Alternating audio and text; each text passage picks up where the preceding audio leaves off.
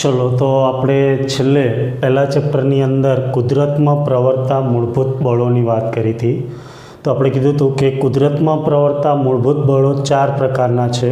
ગુરુત્વાકર્ષણ બળ, વિદ્યુત ચુંબકીય બળ, પ્રબળ ન્યુક્લિયર બળ અને નિર્બળ ન્યુક્લિયર બળ।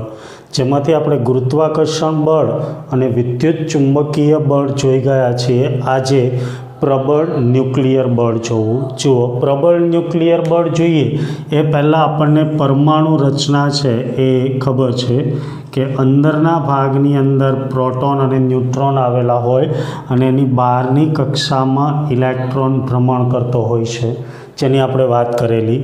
તો જુઓ, અહીંયા એક પ્રોટોન અને એક ન્યુટ્રોન છે ત્યાં સુધી વાંધો નહીં, પણ એક કરતાં વધારે પ્રોટોન હોય તો આપણે જાણીએ એમની વચ્ચે કયું બળ લાગે? અપાકર્ષી બળ। તો આપણને પ્રશ્ન થાય કે અહીંયા વધારે પ્રોટોન હોય એમની વચ્ચે અપાકર્ષી બળ લાગતું હોય તો તેઓ બહાર કેમ નથી આવી જતા? એનો મતલબ અંદર કોઈ બીજું બળ લાગે છે જે આમને અંદર જકડી રાખે છે। બસ એ બળ એટલે પ્રબળ ન્યુક્લિયર બળ। તો જુઓ, બહુ સિમ્પલ છે અને તમે યાદ રાખી શકો અને પરીક્ષાની અંદર પણ પૂછાયેલું છે। તો યાદ રાખજો, પ્રબળ ન્યુક્લિયર બળ એ પ્રોટોન અને ન્યુટ્રોનને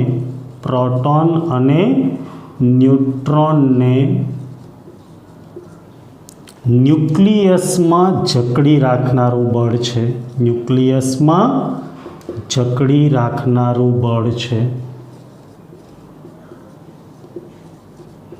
તો આ પ્રશ્ન પરીક્ષામાં એવી રીતે પૂછાયો હતો કે પ્રોટોન અને ન્યુટ્રોનને ન્યુક્લિયસમાં જકડી રાખવા માટે કયું બળ જવાબદાર છે? તો કયું બળ આવશે? પ્રબળ ન્યુક્લિયર બળ, અથવા ઘણી વખત તમને એ સ્ટ્રોંગ ન્યુક્લિયર બળ તરીકે પણ આપે છે। તો બંને એક જ થશે। તો યાદ રાખજો, પ્રબળ ન્યુક્લિયર બળ એ પ્રોટોન અને ન્યુટ્રોનને ન્યુક્લિયસમાં જકડી રાખવા માટે જવાબદાર છે। હવે આ બળ કોની વચ્ચે લાગે? તો કે આ બળ છે એ પ્રોટોન વચ્ચે લાગે, ન્યુટ્રોન વચ્ચે લાગે અને પ્રોટોન ન્યુટ્રોન વચ્ચે લાગે। તો જુઓ, આ બળ છે એ પ્રોટોન ન્યુટ્રોન અને પ્રોટોન ન્યુટ્રોન વચ્ચે પ્રવર્તે છે। એટલે એના માટે પ્રોટોન અને ન્યુટ્રોન વચ્ચે કોઈ ભેદ હોતો નથી। આ બધાને સામાન્ય નામ ન્યુક્લિયોન્સ તરીકે ઓળખાય। અને પ્રોટોન અને ન્યુટ્રોનને કયા સામાન્ય નામથી ઓળખાય? ન્યુક્લિયોન્સ। તો એક શબ્દમાં એમ કહેવાય કે આ બળ છે એ ન્યુક્લિયોન્સ વચ્ચે પ્રવર્તે છે। તો આ બળ છે એ લઘુ અંતરીય છે। આ બળ કેવું છે? લઘુ અંતરીય। કારણ કે આ ન્યુક્લિયસના નાના વિસ્તાર પૂરતું જ મર્યાદિત છે, એની બહાર ઇલેક્ટ્રોન પર આ બળ લાગતું નથી। તો યાદ રાખજો, પ્રબળ ન્યુક્લિયર બળ કેવું છે? લઘુ અંતરીય। જુઓ, આને સરખામણી કરતું જવાનું। ગુરુત્વાકર્ષણ બળ ગુરુ અંતરીય, વિદ્યુત ચુંબકીય બળ ગુરુ અંતરીય, પ્રબળ ન્યુક્લિયર બળ લઘુ અંતરીય છે। આ બળ છે એ ચારેય બળોની સરખામણીમાં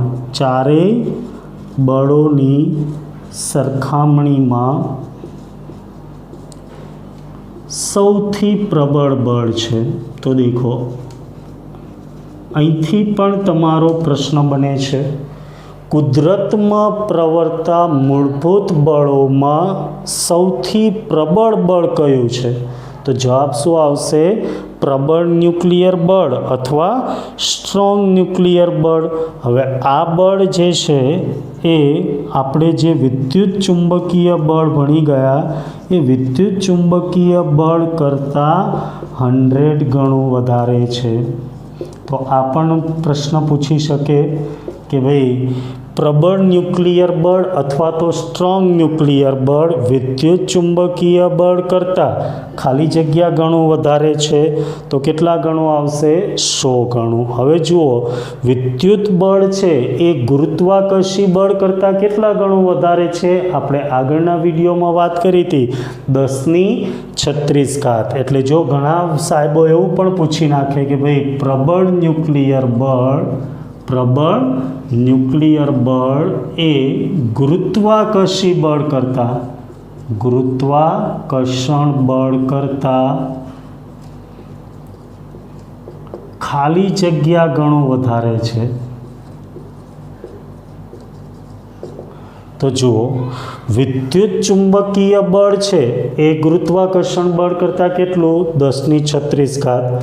એના કરતાં વિદ્યુત ચુંબકીય બળ કરતાં કેટલું? 100 ગણું. તો 10⁻36 ગુણ્યા 100 એટલે 10⁻38 ગણું વધારે છે. તો જુઓ, આ પ્રશ્નની અંદર બંને પોઈન્ટ આવી જાય છે કે જે ગુરુત્વાકર્ષી બળવાળો છે એ, અને બીજું આ. તો આ બળ જે છે એ ફક્ત સૂક્ષ્મ વિસ્તાર પૂરતું જ મર્યાદિત છે, એટલે કે આની અવધિ છે એ અતિ સૂક્ષ્મ કહી શકાય. કેમ? કારણ કે એ નાના વિસ્તાર ન્યુક્લિયસ પૂરતું જ પ્રવર્તે છે. એટલે એમની જે અવધિનો ક્રમ છે એ 10⁻15 મીટર જેટલો છે. કેટલો છે? 10⁻15 મીટર. આપણે જાણીએ ન્યુક્લિયસની ત્રિજ્યા કેટલી?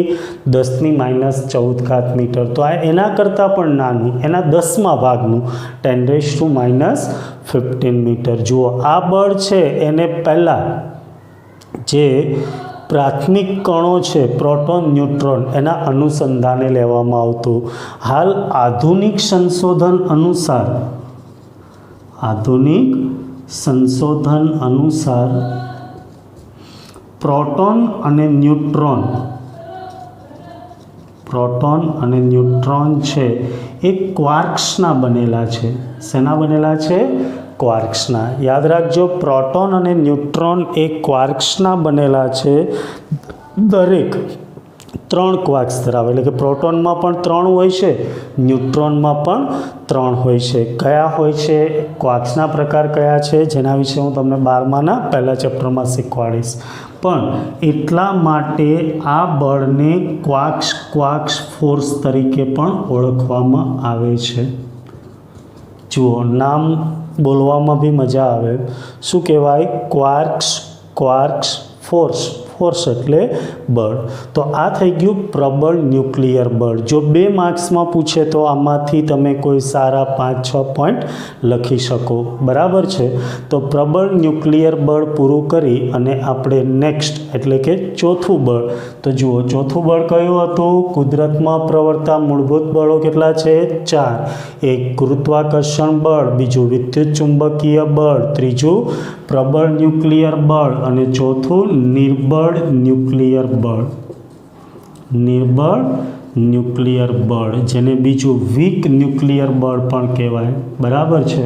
તો આપણે વીક ન્યુક્લિયર બળ જોઈએ કે જે પણ આની જેમ એકદમ નાનું જ છે. તો જુઓ, વીક ન્યુક્લિયર બળ માટે આપણે બોર્ડ સાફ કરી અને પછી આગળ વધીએ.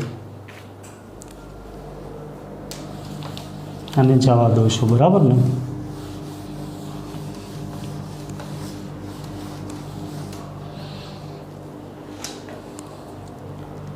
તો 4 વીક ન્યુક્લિયર બળ.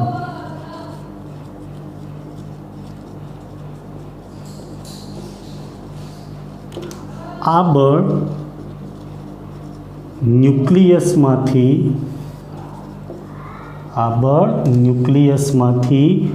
બીટા કણના ઉત્સર્જન માટે જવાબદાર છે. જો 12માની અંદર આપણે ભણીશું કે જે ન્યુક્લિયસ છે એમાંથી 3 કણોનું ઉત્સર્જન થાય છે, આલ્ફા, બીટા અને ગામા. તો એ જે ન્યુક્લિયસ છે એમાંથી બીટા કણના ઉત્સર્જન માટે કયું બળ જવાબદાર છે? આવો ઘણી વખત પ્રશ્ન પૂછાઈ ગયો છે. તો એક મોસ્ટ ટાઈમથી પ્રશ્ન છે, કયું બળ? વીક ન્યુક્લિયર બળ. ખાસ યાદ રાખજો, અવારનવાર પૂછેલો છે. ન્યુક્લિયસમાંથી બીટા કણોના ઉત્સર્જન માટે કયું બળ જવાબદાર છે? તો જવાબ આવશે વીક ન્યુક્લિયર બળ. હવે આ બીટા કણ એટલે જ ઇલેક્ટ્રોન. તો અહીંયા ઇલેક્ટ્રોન સાથે વિદ્યુતભાર રહિત એવા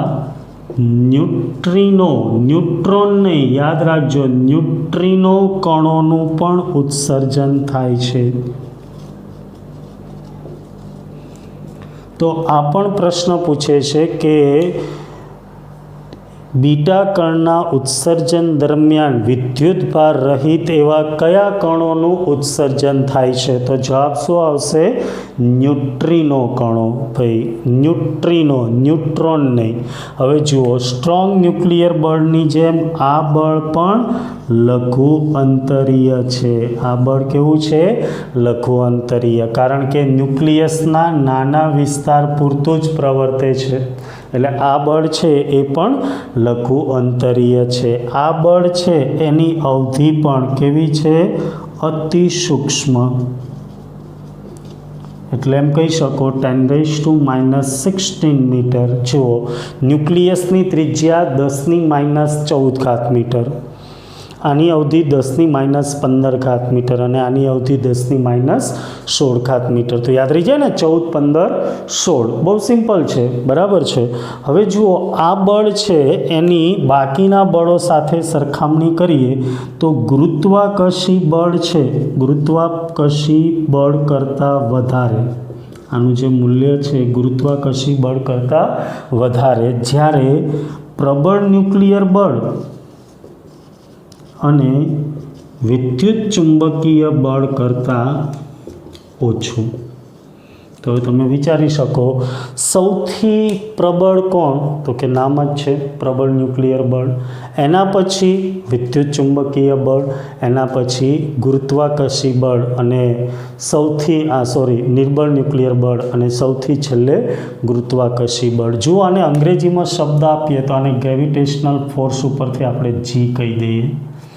વિદ્યુત ચુંબકીય બળ એને ઇલેક્ટ્રોમેગ્નેટિક ફોર્સ પરથી ઈ કહી દઈએ.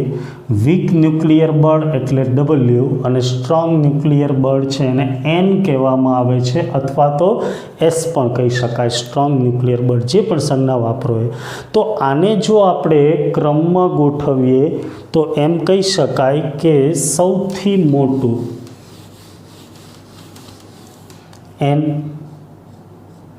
એનાથી નાનું રાઈટ એન, એનાથી નાનું કોણ? તો કે આપણે જાણીએ છીએ, પહેલાં આપણે જે વાત કરી એમાં પ્રબળ ન્યુક્લિયર બળ એટલે કે આને ડબલ્યુ કહીએ અને એન કહીએ, વીક ન્યુક્લિયર બળ. તો સૌથી મોટું પ્રબળ ન્યુક્લિયર બળ, એના પછી કોણ? વિદ્યુત ચુંબકીય બળ, એના પછી કોણ? બરાબર, વીક ન્યુક્લિયર બળ, અને સૌથી છેલ્લે કોણ? તો કે ગુરુત્વાકર્ષી બળ. જેમ ન્યૂઝ આવે છે એમાં ન્યૂ જી, શું યાદ રાખી શકો? ન્યૂ જી. બરાબર છે. તો સૌથી વધારે પ્રબળ ન્યુક્લિયર બળ, એના પછી વિદ્યુત ચુંબકીય બળ, એના પછી વીક ન્યુક્લિયર બળ અને છેવટે ગુરુત્વાકર્ષી બળ. તો હવે આની એક સરખામણી કરવી હોય તો તમારી બુકમાં આપેલી છે, જેને આપણે સરખામણી તરીકે જોઈએ કે ચારેય બળોની સરખામણી કરીએ. તો સરખામણી આપણે એક ટેબલ દ્વારા કરીએ. જુઓ, સરખામણી, જેમાં પહેલાં લખીએ આપણે બળ, એટલે કે કયું બળ છે આ ચારમાંથી, પછી એમની સાપેક્ષ પ્રબળતા, સાપેક્ષ મૂલ્ય અથવા સાપેક્ષ પ્રબળતા. તમારી બુકમાં પ્રબળતા આપી છે પણ સારું લાગે સાપેક્ષ મૂલ્ય. ત્યાર પછી એમની અવધિ, એટલે કે કેટલા અંતર સુધી એ પ્રવર્તે છે, અને છેલ્લે કોની વચ્ચે પ્રવર્તે છે, કોની વચ્ચે પ્રવર્તે છે. એટલે શું, આપણને એક સરખામણી થઈ જાય. તો સૌથી નાનું હોય ત્યાંથી આગળ વધીએ. તો સૌથી નાનું કોણ? હા, ગુરુત્વાકર્ષણ બળ. બરાબર ને? ગુરુત્વાકર્ષણ બળ. ચલો એના પછી કોનો નંબર આવે તો કે તમારી સામે જ છે વીક ન્યુક્લિયર બળ, જેને શું કહેવાય? નિર્બળ ન્યુક્લિયર બળ. આખું નથી લખતું. એના પછી તો કે વિદ્યુત ચુંબકીય બળ, અને સૌથી પ્રબળ એટલે કે પ્રબળ ન્યુક્લિયર બળ. જુઓ ક્રમમાં, સૌથી નાનું, એનાથી મોટું, એનાથી મોટું અને સૌથી મોટું. જુઓ તો સાપેક્ષ મૂલ્યની શરૂઆત અહીંથી કરીએ કે જો આપણે પ્રબળ ન્યુક્લિયર બળનું સાપેક્ષ મૂલ્ય 1 લઈ લઈએ તો એની સરખામણીએ આનું મૂલ્ય કેટલું થાય તો કે આપણે કીધું હતું વિદ્યુત બળ કરતાં 10⁻2 ગણું છે, એટલે 1/10⁻2 એટલે 10⁻². આનું મૂલ્ય આપણે 10⁻15 કીધું હતું, એટલે આની સરખામણીએ 10⁻13, અને આ તો આપણે કીધું હતું 10⁻38, એટલે 1/10⁻38 એટલે 10⁻38. તો બોલો સિમ્પલ યાદ રહી જાય. પ્રબળ ન્યુક્લિયર બળનું મૂલ્ય 1 હોય તો એની સરખામણી આનું 10⁻2, આનું 10⁻13 અને આનું 10⁻38. અવધિ આપણે શીખી ગયા હતા. ગુરુત્વાકર્ષી બળ તો કે ખૂબ જ લાંબા અંતર સુધી લાગે છે, અને ગુરુ અંતરીય કીધું હતું એટલે એની અવધિ થશે અનંત. વીક ન્યુક્લિયર બળ એ સૂક્ષ્મ અંતર પૂરતું જ લાગે એટલે એની અવધિ થશે અતિ સૂક્ષ્મ. એવી જ રીતના વિદ્યુત ચુંબકીય બળ પણ લાંબા અંતર સુધી લાગે એટલે અનંત, જ્યારે પ્રબળ ન્યુક્લિયર બળ પણ નાના વિસ્તાર એટલે કે ન્યુક્લિયસ પૂરતું જ લાગે, એની બહાર લાગતું નથી, એટલે એની અવધિ કેવી થશે? અતિ સૂક્ષ્મ. હવે કોની વચ્ચે પ્રવર્તે છે તો દેખો આપણે કીધું હતું એ પ્રમાણે ગુરુત્વાકર્ષી બળ એ બ્રહ્માંડમાં રહેલા દરેક પદાર્થો વચ્ચે લાગે છે, એટલે તમે એમ કહી શકો બ્રહ્માંડમાં રહેલા દરેક પદાર્થો વચ્ચે. તમારી બુકમાં લખ્યું વિશ્વમાં રહેલા દરેક પદાર્થો, બંને વસ્તુ એક જ થશે. ચલો નિર્બળ ન્યુક્લિયર બળ છે કોની વચ્ચે લાગે છે તો હમણાં જ આપણે ભણી ગયા ઇલેક્ટ્રોન અને ન્યુટ્રિનો વચ્ચે. કોની વચ્ચે લાગે છે?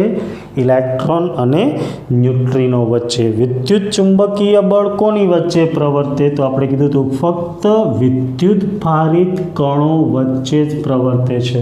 જો કોઈ કણ છે એ વિદ્યુત ભાર ન ધરાવતો હોય તો એમની વચ્ચે વિદ્યુત બળ લાગી શકે નહીં. ચલો પ્રબળ ન્યુક્લિયર બળ કોની વચ્ચે પ્રવર્તે તો આપણે કીધું હતું પ્રોટોન, ન્યુટ્રોન અને પ્રોટોન, જેને સામાન્ય રીતે શું કહેવાય?